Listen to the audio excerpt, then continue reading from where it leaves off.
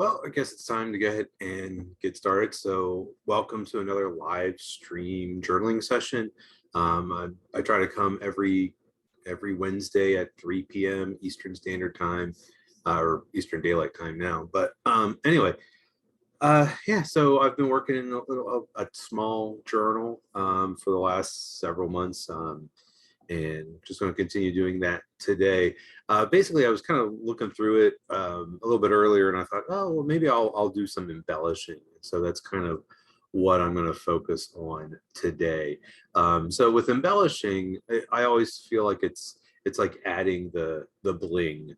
You're sort of adding the pizzazz at the end, just trying to like spice up the pages, trying to bring them to a resolution, maybe to some degree.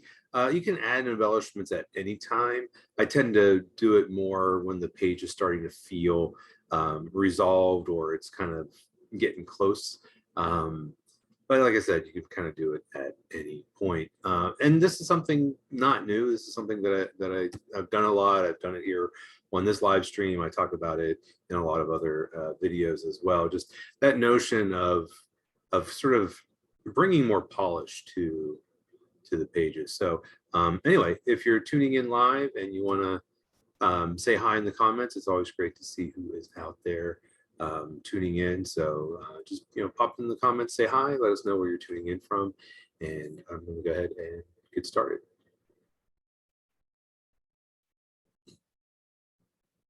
So I've got my little journal. Like I said, this is that little journal that I've been working in. I call it my Emergence Journal. So the theme of the journal is emergence, and I've been sort of exploring that notion ever since May. And so last time I added some collage. I added the line of written collage with the tracing paper. And so I was kind of flipping through, especially here near the back of it, and just kind of feeling like, hey, maybe is a good time to start adding some smaller things, those embellishments. And some of it's going to be kind of help resolve pages, or so like when I'm looking at this one, it's starting to get layered. I feel like I probably will bring some words in a little bit later, but just kind of thinking about like this profile here, I've used some water soluble pencil to like help that profile stand out. And that profile comes from this, and I just bent it around and traced it. And so, now I've got this series of profiles as you flip through. So it's kind of something interesting going on there. But it's like I might want to bring a little bit more contrast. Maybe I want to pull out some different things with this page. And so that's what I'm going to start with. I've got a whole bunch of the Faber-Castell Pitt artist pens. Some of my favorites. They're waterproof. They come in lots of different colors, and these are all sort of the super fine points. So it comes in lots of really nice colors. So I'm going to use that. I think I'm going to start with the black. So embellishments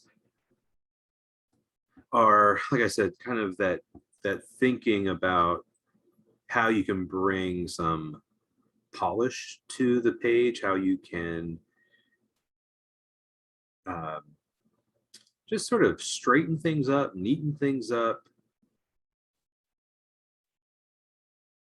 Oftentimes define edges.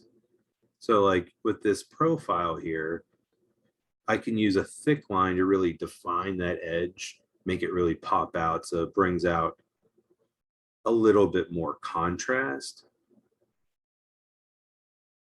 So to me, that embellishment is oftentimes kind of bringing back some of the contrast, or helping certain areas stand out. Not always, but in this case, definitely. So by thickening lines, you can really do that. You can really make something start to pop out, make it stand out.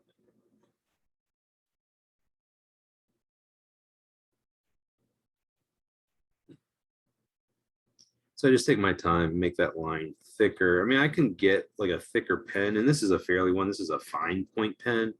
It's a little bit thicker than the superfine, but definitely not the thickest pen that I have. With the black pens, they have a wide variety of sizes. Um, but I kind of feel like the thin pen gives me a little bit more control. And so if the line's a little bit shaky, a little bit wonky, I like that. So anyway, so you can see how that profile really now kind of pops out. But while I'm on this page, I'm gonna add some embellishments that are more kind of texture, more uh, kind of a little bit more buried in the page. If I go back to the front and find maybe, here we go. So on this one, you can see how I've used the black dark lines and kind of broke this up into different spaces. But what I want to point out are the little circles, and that's done with a pen. It's a dark blue pen, and just a way to kind of add some texture. I also have some texture, some scribble lines around the windows here that again kind of help draw attention, just make that a little bit darker. And so that's something to kind of think about. I even have some of the circles in here. So that's kind of what I want to do. I'm going to go back and use the punchinella that I have, the sequin waste, and want to think about how I can use the little circles. And I think I'll use this. It's a magenta, kind of a dark red violet pen. It will go nicely with what I have here. So this doesn't bring a lot of contrast to the page. It, number one, helps tie it to those pages before. So I did those circles at the beginning of the book. So by repeating them, I'm tying pages together. I've done that before. I've talked about that before with the colors that I've used, with the collage that I've used, with images. And so this is just adding some of that, but it isn't an embellishment. It's a decoration. That's another way of kind of thinking about embellishments, that it's, you can kind of think of it as decorating. But I'm trying to do it in a kind of logical way, a way that ties in with what I've done before. And I'm not trying to do every circle. I mean, it's a lot of circles to do.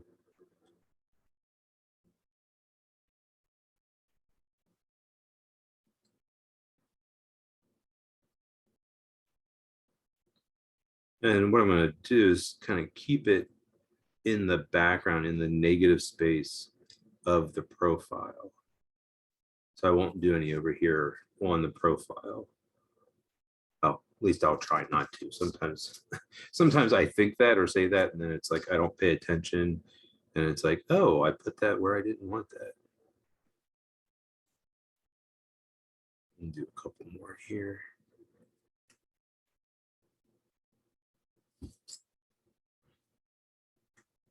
And so it's kind of subtle. So this is kind of a subtle thing. If I wanted to, I could go in and fill in the circles or kind of shade around them. And I think what I want to do is kind of take these circles and bring them forward so that it goes from this page over. I might flip through and find, like here, I've done the same circles. So, it doesn't have to be on every page, but by having them come up on several pages, it makes that continuity. So ideas, colors, motifs, patterns, that's how we tie it all together. So I'm using this repetition to tie together the entire book, using the same materials, using the same kind of collage, some of the very similar images, using the maps throughout, using map-like lines and images throughout. And that ties it all together. So even though I have used a wide variety of colors, by repeating ideas and lines and shapes, patterns and textures and images, it just helps tie it together. So that could be on, you know, multiple pages of a book like this, or it could be in a single work of art. So repetition is what some people will call a principle of art, the way that you apply the elements like line and shape and color. And it's that repetition that's really going to tie it together. So anyway, oh, there's some more of those circles. Oh, well, I did the purple ones, and then I just realized like that those were from whenever I was tracing. I didn't even realize that they were windows. So shows you I was talking, not really paying attention, but I'll do some more of them.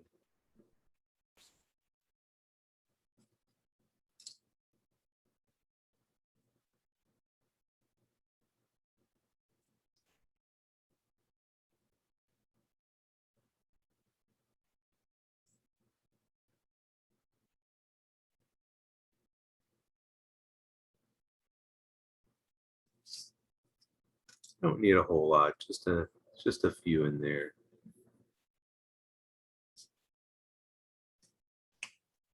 So I think I'm going to go back to the black pen now that I'm on this page. And I think I added the little leaf-like shapes last time because of the leaf-like shapes that I have throughout, but kind of like this.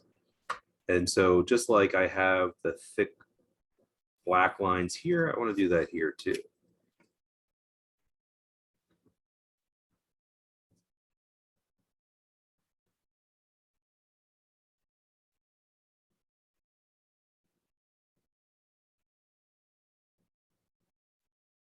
So it's really just going to help define the edges of these leaf-like shapes, but also make them stand out.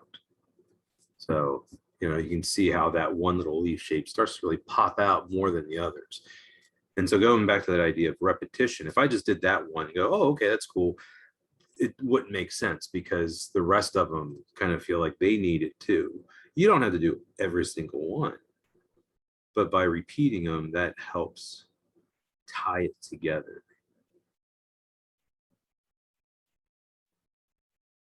It's one of the reasons why I have them repeat throughout. It doesn't cover the entire spread, but it goes throughout the whole spread.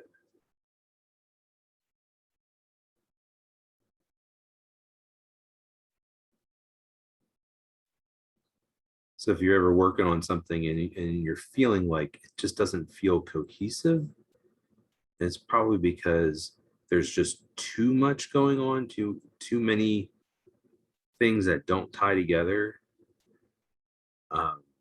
And so a way to tie things together is to repeat, use that repetition.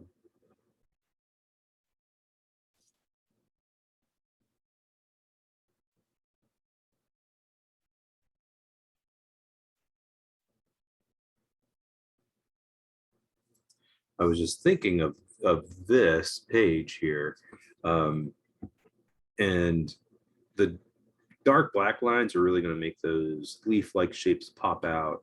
But then I was thinking about how maybe I could even up the ante a little bit more. Maybe I can make them pop out a little bit more. Excuse me. And kind of think about maybe using color, maybe put some kind of color inside of it that's going to really make them pop out. You can see how I'm just doing those 4, 5. They really just pop out now. And if I continue down,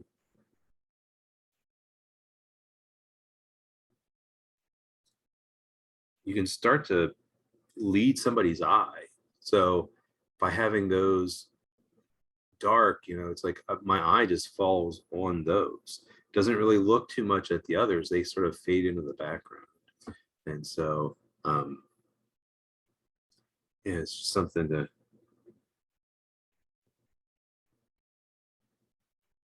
kind of think about.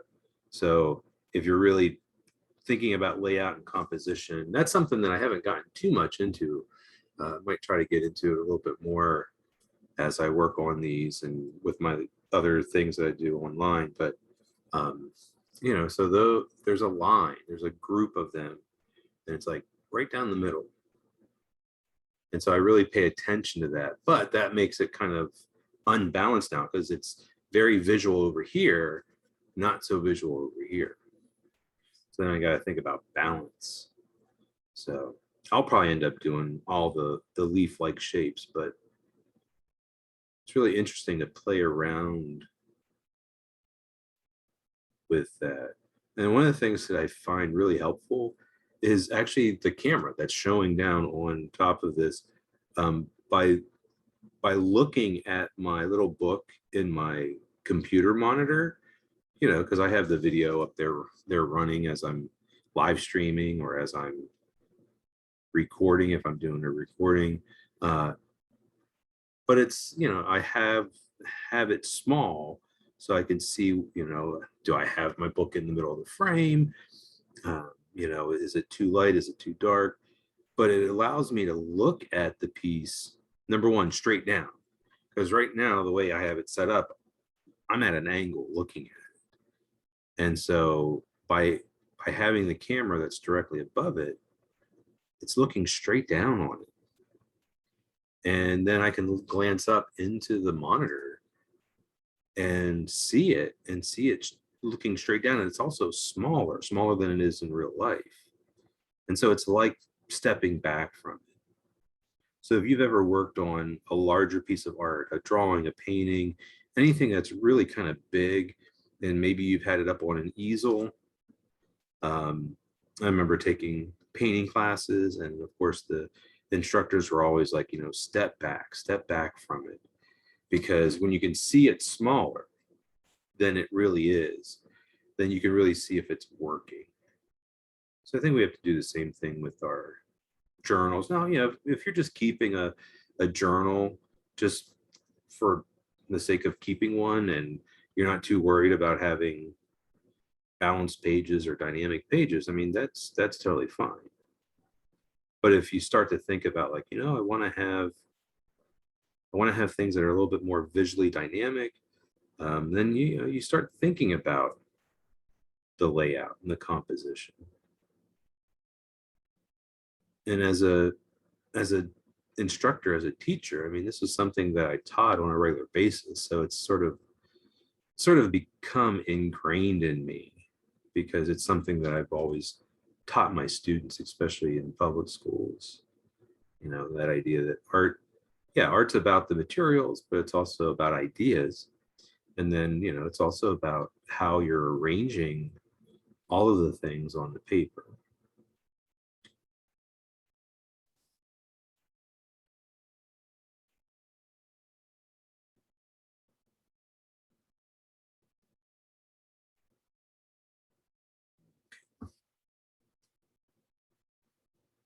And then just turn it over because I have some of those leaf-like shapes that peek out onto this page.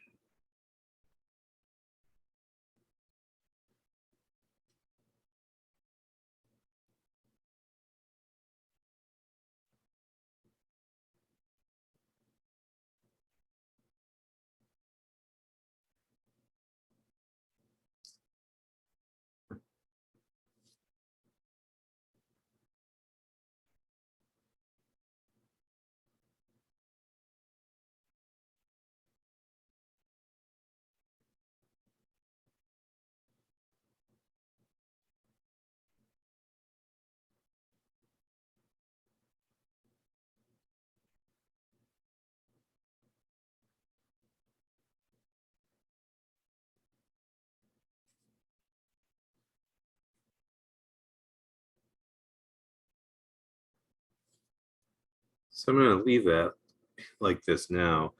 So in a previous session, I did the words, they stand out. There's some thick black lines that ties in with the thick black lines I just did. This side is kind of empty now. So eventually I'll come back and think about having some of the thicker black lines over here as well. but that's not really what I'm going to kind of worry about today. I was looking at this, and like I was saying, I was thinking about how maybe I could really make that pop out. And even though I don't have my paint out, it's just right up here. So I think I'm going to turn to paint, and I want this to really stand out more. And when I think about the color, this is kind of purplish. I have this kind of dusky purple. I have regular purple. So something that is opposite. So thinking about the color wheel, yellow and purple are complementary colors.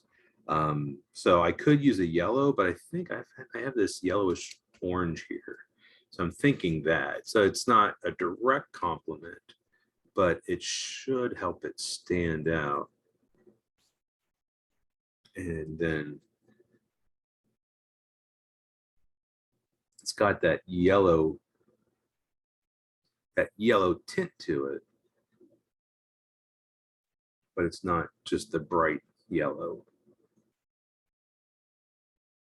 Now, one thing is that the pens that I use, the Faber-Castell Pitt Artist pens, they are pretty waterproof. I do find that sometimes they'll fade a little bit when you paint over them, especially if you kind of scrub on them pretty hard. But when you do them real thick like this, sometimes they'll fade and they'll bleed a little bit. And I think it's because it just takes longer for them to dry. But then it's also just, it's like the ink is kind of piled up there. So you just have a lot. So if I would have thought about it first, it's like I may have painted first and then done the black outline. But it's not bleeding, it's not blending out or anything or fading.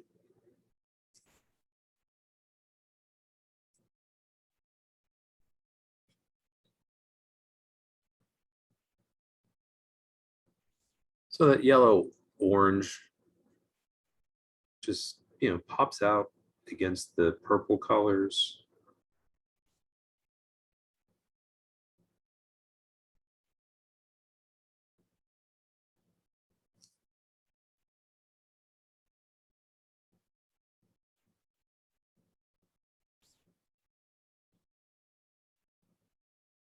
Just brings in some nice contrast. So the black adds contrast through value. It's darker. The yellow orange adds contrast because of the color.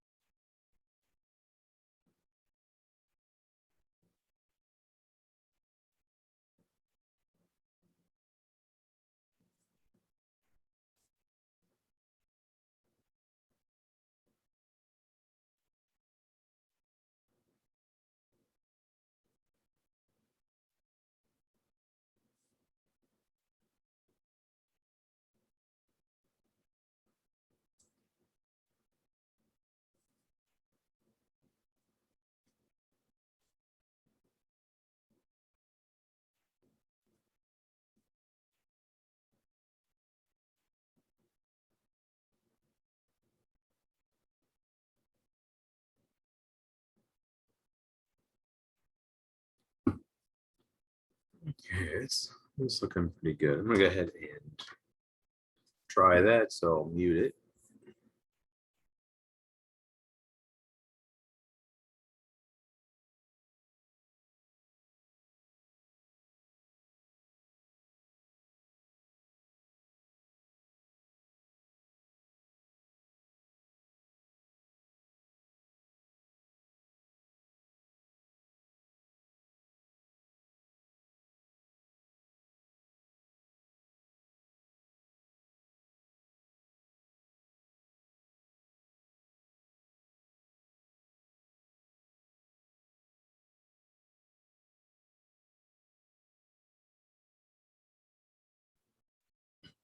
Okay.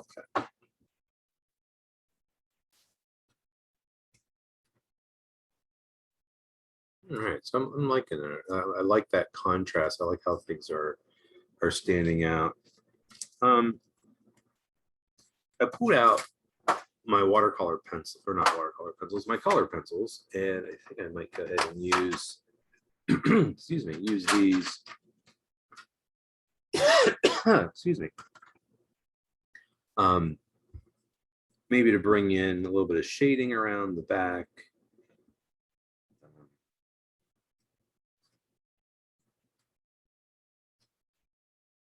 Okay, I'll start with this. So I apologize for the noise. I'm going to sharpen it.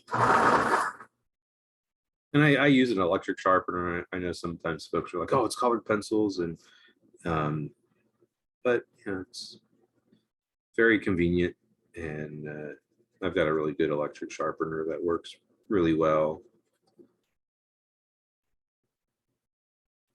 So the color that I have works well with that dusky purple that I have in the back. These are also made by Derwent. So Derwent's who makes the paints and the Inktense pencils that I have.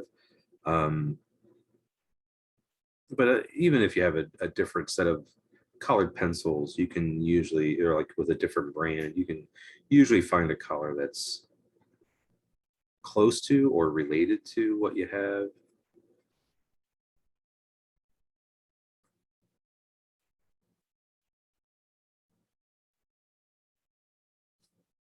And the color of the pencil is called Loganberry. So it's kind of like a dark reddish violet, kind of like a burgundy color.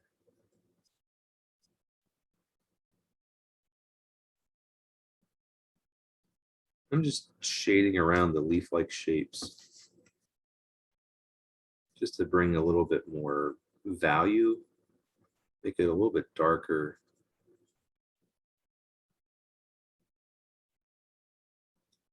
So even though I have the thick black lines that add value and contrast through value, this will kind of do both, adding contrast through value and color.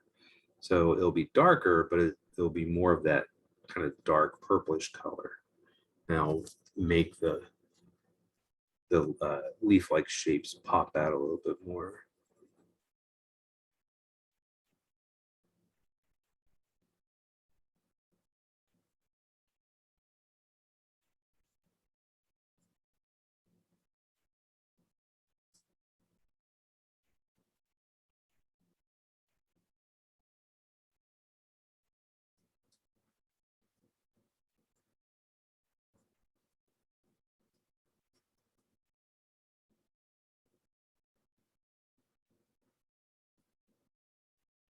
Okay, so I think I'll turn to,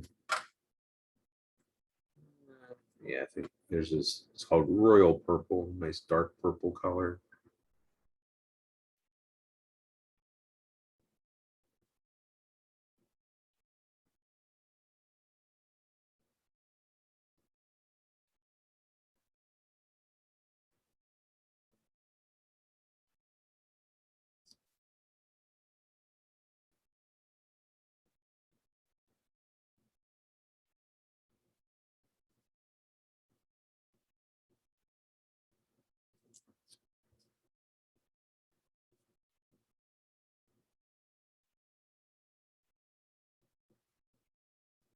I love using colored pencils with the paint and the water soluble pencil. It's a good way to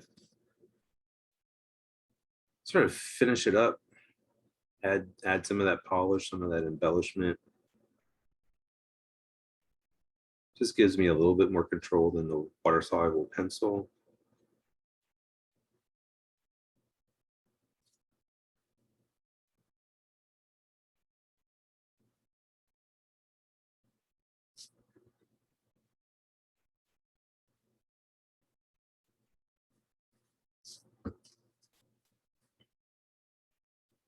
So you can just see how, you know, the shadows are kind of getting a little bit darker.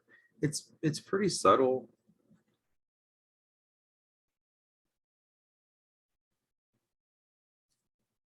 And I feel like that with a lot of the work that I do is that, you know, the first layers are very bold and really make a big impact, and you know, those beginning layers can really change a page or a spread. And then when you get to a point where, you know, you're kind of bringing more resolution, bringing more polish to it, as they say, um, you know, it's just a little bit more subtle.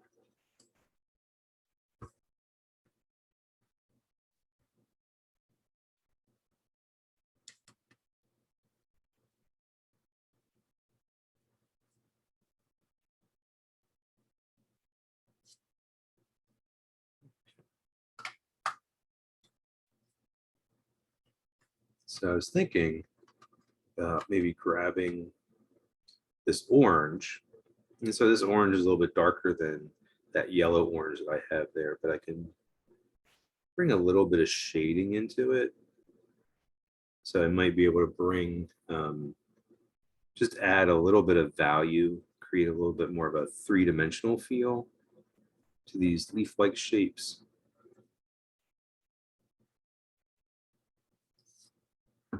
Might be kind of appropriate that these leaf-like shapes, I keep saying that because they're not, I haven't really thought of them as leaves in actuality, but it might be appropriate to think of them that way with today. I guess today is the very first official day of fall, even though it's kind of humid here where I live. It's been kind of raining on and off all day, and it's not very hot, but it's definitely a sticky day.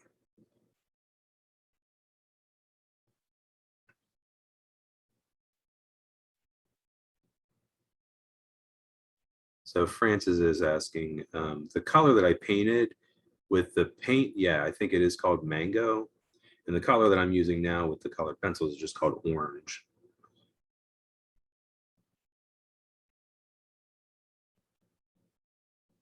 So the one thing I've noticed about Derwent is that their Inktense line of paints and pencils are named differently than like their colored pencils and their watercolor pencils. For the most part, I think there's some that are similar.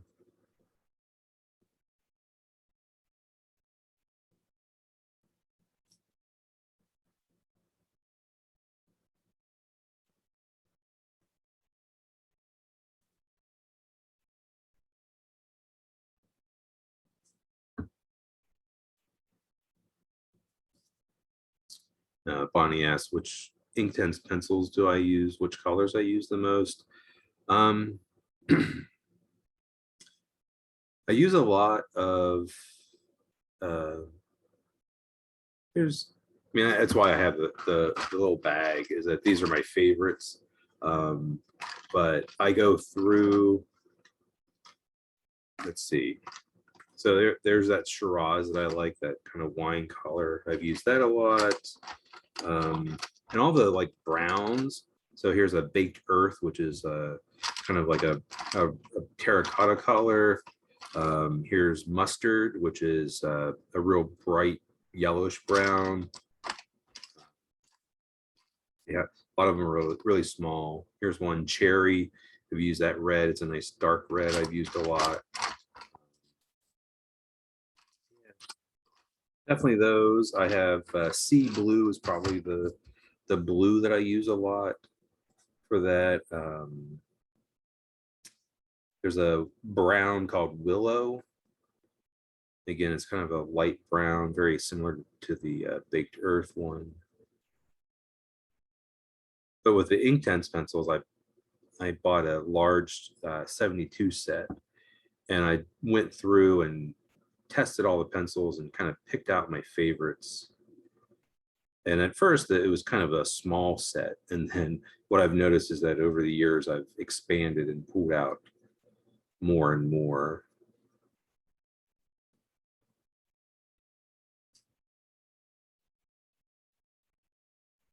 Okay. So the shading's a little subtle. leaves and on the background, but it really starts to make that just pop out from the page. It's really interesting. All right, so let's see what else.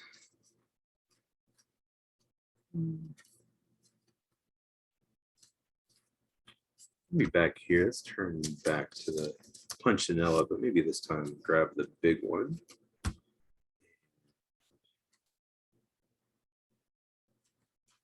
I'll use, got this pink, and it's actually what I used to write the words on the tracing on the tracing paper. But not super dark. So again, just kind of trace some of these circles.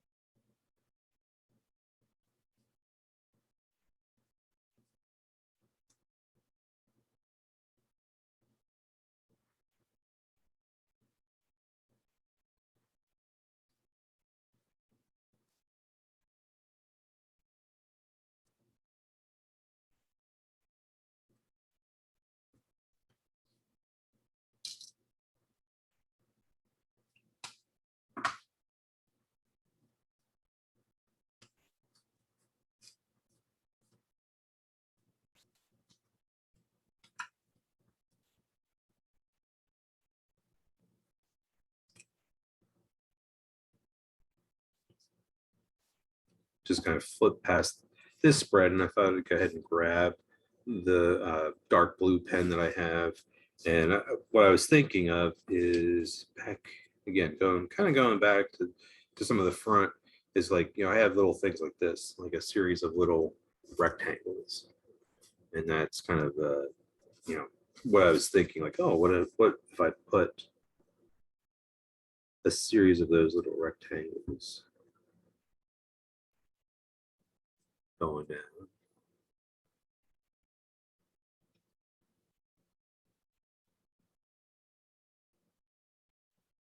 So Francis asked about shading with the pencil. So they were regular, I was using regular colored pencil, so I don't have to worry about wetting the tip. They're not water soluble, so they're just regular plain colored pencils that I shaded with.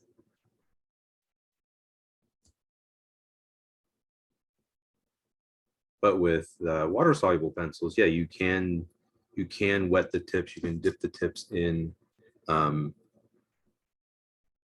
water and use them. It's not a technique I use a lot, but it's definitely something that you can try.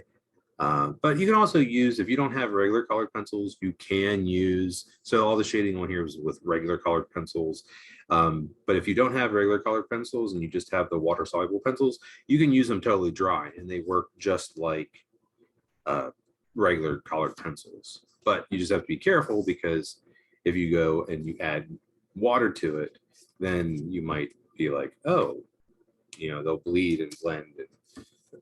But with this, if I paint over it, the colored pencil, nothing's going to happen to it. So if I wanted to later to come back and go, oh, I want to darken this, I could go and paint over it, and the pencil is waxy, so it's going to stay, and then the paint will kind of go around into the open areas. And I was just looking at this, so and I think, well, maybe I'll bring in a little bit of that shading there. So I'll turn back to that royal purple, nice dark purple, and do some of that. So this is a regular colored pencil. So this is the Color Soft, Derwent Color Soft pencils.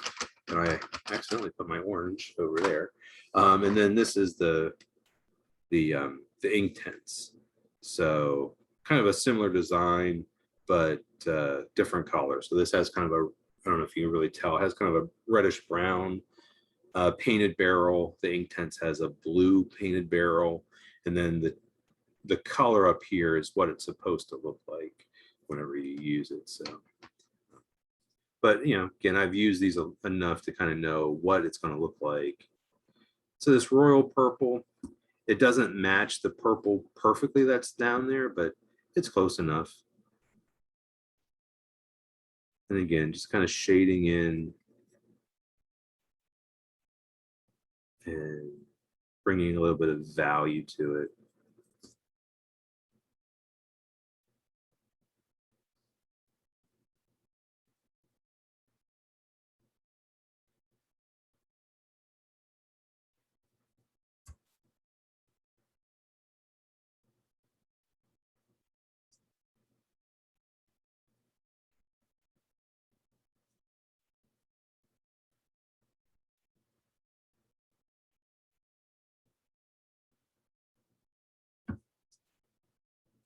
And because I have a lot of this fuchsia color, this magenta color, I do have, this is called deep fuchsia. It's just their regular colored pencil, the Color Soft colored pencil. I'll just put a little bit of that in there and blend it in with that purple. And even pick up some of the shading around the squares.